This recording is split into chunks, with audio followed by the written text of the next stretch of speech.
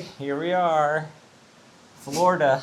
Florida, Yeah. wearing Patagonia outerwear. Yeah, because it's freezing outside.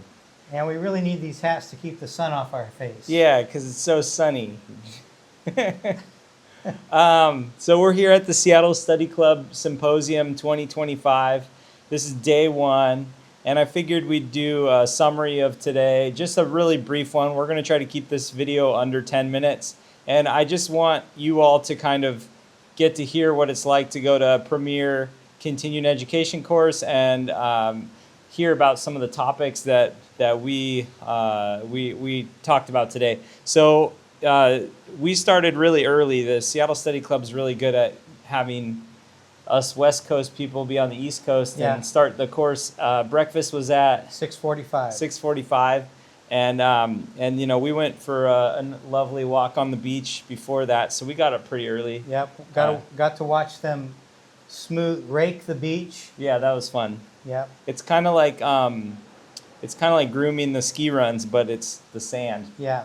So after our walk, and then we went to breakfast. Yep. We connected with Eric Stratton. He's a dentist from Reading, and he's come for a couple of symposiums, and so it was fun to connect with him. We sat together, and then we started right in with the keynote. They had a wonderful keynote presentation. Well, some entertainment first. Yep. A couple America's Got Talent people, a singer, and then the drummers with the lights. The guy that was in Wicked on Broadway at age 18. Yeah, that was pretty cool. Yeah. So that wakes you up, and so does the coffee. But afterwards, we had a lecture from Ethan Mollick, and that one, I think I want to spend most of this couple minutes just talking about AI and dentistry, because that was a highlight for me.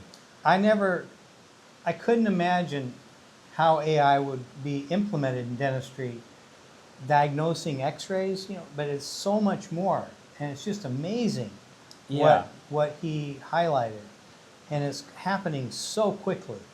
So the like business metrics, like taking spreadsheets and saying, hey, what do you notice these trends? We haven't tried that yet. Yep. Other things were, using AI tools for gathering information. So like basically like he said, hey, submit questions. And then I was like, well, I'll just ask ChatGPT the question. And sure enough, I asked ChatGPT the question, and then I didn't have to ask my question. And then I was kind of sad by that, because I wanted to ask him a question. Yeah. You got the question answered. I did get it answered from AI. And it was very thorough. But basically the overarching message was that he was saying, don't trust anything you see on the internet, including this video.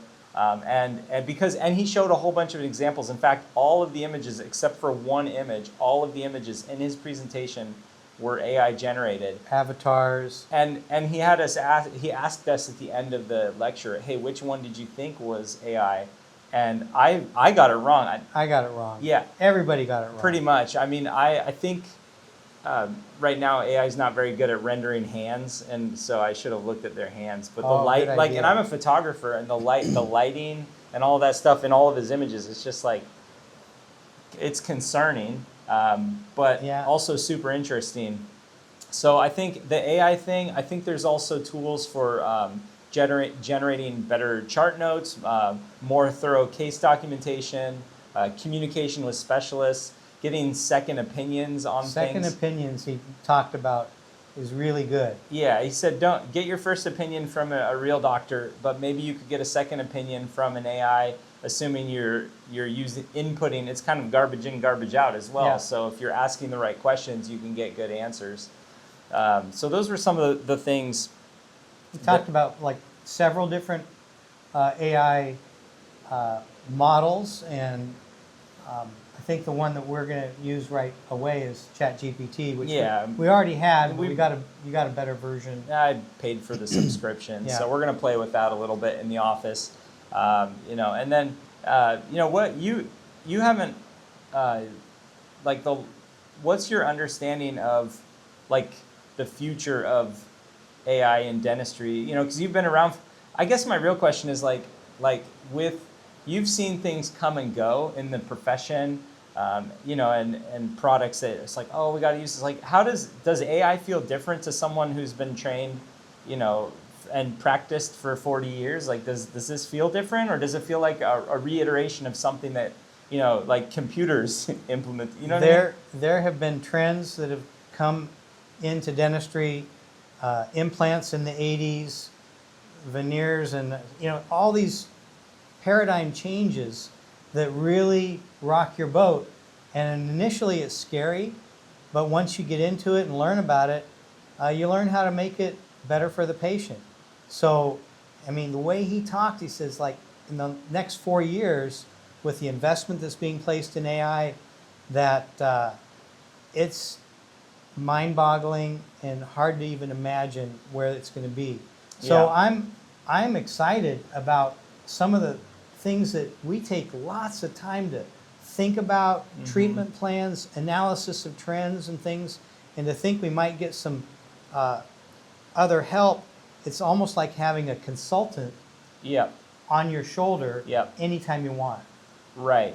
So that's kind of I think I would agree with you. I think the future position is that AI is kind of like an extra employee if you utilize it in the proper way. Yeah. Right. And Yeah. and that will give your current team members. So if you're a patient of ours, like if we're able to use AI in the way that we're thinking, it should give our team members more time to take care of you as a human, like, so maybe spend less time staring at a screen typing things and more time like listening and providing the dental care, the hands-on dental care, that we love to do.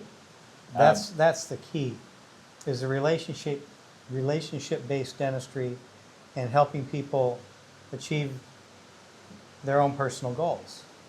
Yep. And the other thing is, I think, I had some action items on here, which is just kind of to play with AI Lots more. of action items, yeah. And did you have any AI related action items that you'd want to share? Just to use it in a way that is not, right now AI for me is kind of a toy. When Yeah. I've tried it a couple times, it's kind of interesting.